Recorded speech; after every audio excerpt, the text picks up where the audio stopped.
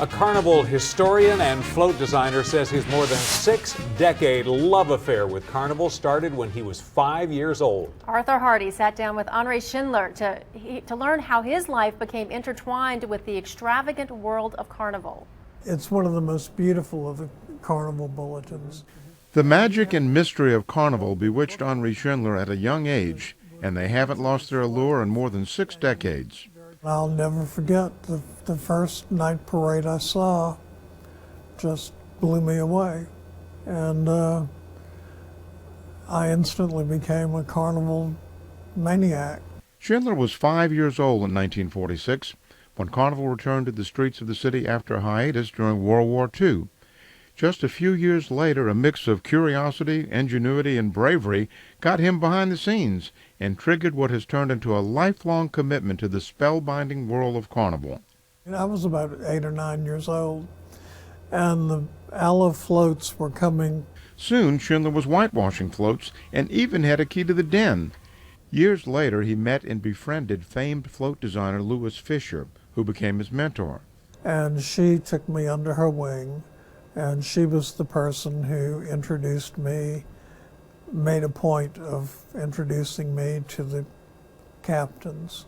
Through the years, he's designed floats from crews ranging from Old Line Comus and Rex to Orpheus, Endymion, Hermes, and Babylon. He's also worked with the always satirical Crew d'Etat.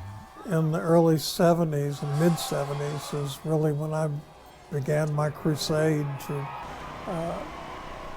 make the floats look beautiful, not just utilitarian, but beautiful.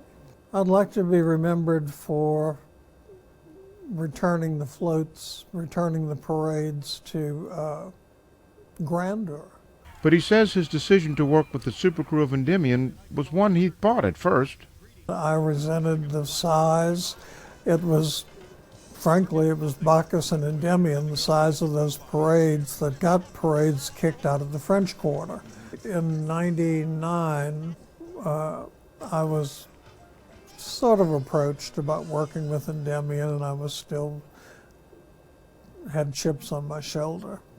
Well, I got over it, and I've worked with them now for over 10 years, and I am very, very pleased. His contributions as a historian and float designer even earned him the respect of the Arts Council, which honored him with a Lifetime Achievement Award. I was the first person involved in Mardi Gras to get any recognition from the Arts Council. The cutouts be similar to what we have here. While creative ideas sometimes clashed over the years, Schindler says his work with the Kern family and a mutual love of Carnival has led to many beautiful and grand floats. Barry bends over backward. He and his production manager, Mark Olivier, are a dream come true. I mean, it's really, really gratifying to see them work so hard to get it right. And 9.5 times out of 10 they do. To explain why Carnival is so captivating for so many, Schindler quotes historian Perry Young's book, The Mystic Crew.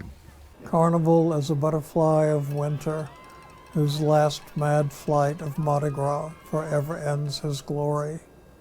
Another season is the glory of another butterfly, and his tattered, scattered fragments of rainbow wings are in turn the record of his day.